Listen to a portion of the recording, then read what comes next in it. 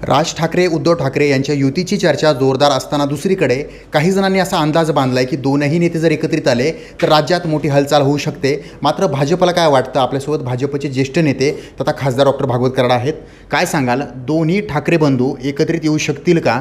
काय वाटतं तुम्हाला? कारण एकीकडे राज ठाकरे संकेत देत आहेत तर दुसरीकडे उद्धव ठाकरे यांनी एक शपथ आडवी घातली आहे। महाराष्ट्रामध्ये मनसेचे संस्थापक अध्यक्ष माननीय राजजी ठाकरे आणि उबाटा सेनेचे प्रमुख माननीय उद्धवजी ठाकरे हे एकत्र येणार अशा मागच्या आठवड्यात बातम्या येत आहेत, मागच्या 4-5 दिवसापासून बातम्या येत आहेत। पण दोन्ही नेत्यामध्ये फरक आहे, कारण एक राज ठाकरे एक संयमी नेते आहेत, वक्तृत्वामध्ये खूप चांगले आहेत आणि विचार करून सर्वांना बरोबर घेऊन नेते आहेत। पण माननीय उद्धवजी मात्र आदेश देणारे नेते आहेत। शिवसेनेमध्ये आदेश चालतो आणि आदेश दिलेला जर ते प्रमुख होतील तर ते माननीय राज ठाकरे साहेबांना चालणार आहे का, ही अडचण आहे खरं तर।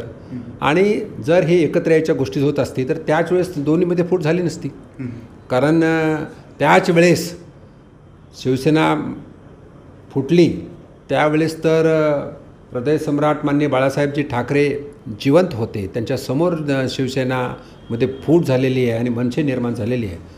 म्हणून राज ठाकरेंची मनसे आणि उद्धवजींची शिवसेना एकत्र येण्याची शक्यता वाटत नाही। बरं, उद्धव ठाकरेंसोबत शरद पवार यांची राष्ट्रवादी आणि काँग्रेस आहे।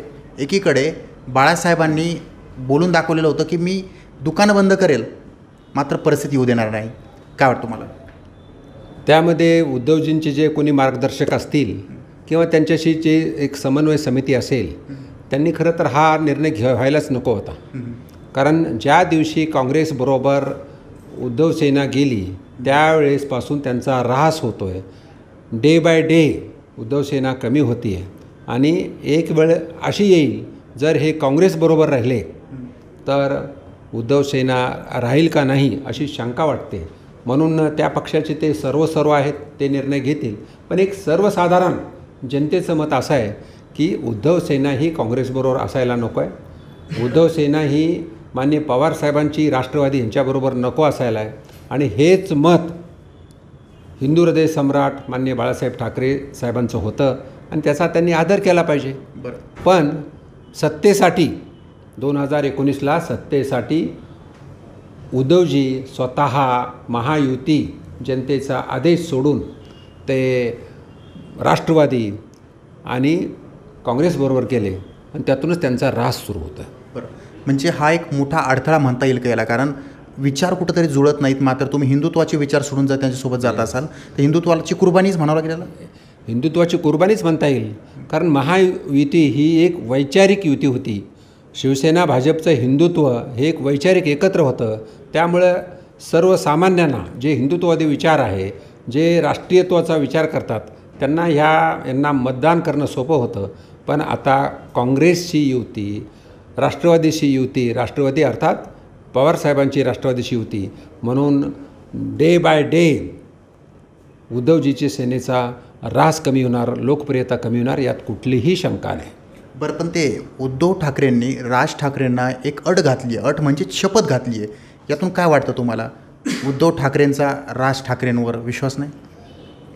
उद्धवजींनी जर राज ठाकरेंना शपथ घातली असेल तर ती चुकीचीच आहे, कारण त्यांचीसुद्धा एक मोठा पक्ष आहे। मनसे हा सर्व जिल्ह्यामध्ये पसरलेला पक्ष आहे आणि ते सुद्धा एक एक मोठे नेते आहेत, त्यांना अट घालायची गरजच नाही आहे। कारण दोघांना एकत्र यायचं आहे तर समारोपाने बसलं पाहिजे, विचार झाला पाहिजे, त्यातून एक विचारांना पुढं आलं पाहिजे। अटी शर्ती जर घालत असतील तर सुरुवातीपासूनच एकमेकाच्या पायात पाय अडकवणं असं मला वाटतं आणि ही युती होईल न होईल भविष्यात दिसेल आपणाला।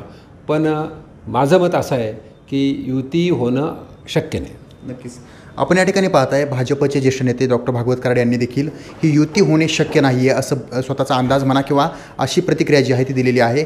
मात्र सर्वात महत्त्वाचा प्रश्न हा देखील उपस्थित केला जातो, यांची विचारसरणी, कारण काँग्रेसला आणि राष्ट्रवादीला सोबत घेतल्याच्यानंतर हिंदुत्ववादी विचार, या विचाराला कुठेतरी कुर्बानी ही युती देऊ शकते, त्यामुळे ही युती होणं शक्य नाही अशी भावना जी आहे ती या ठिकाणी व्यक्त केली जाते। सचिन बडे, लोकशाही मराठी, छत्रपती संभाजीनगर। लोकशाही मराठी, ऐका, पहा, जागरूक रहा.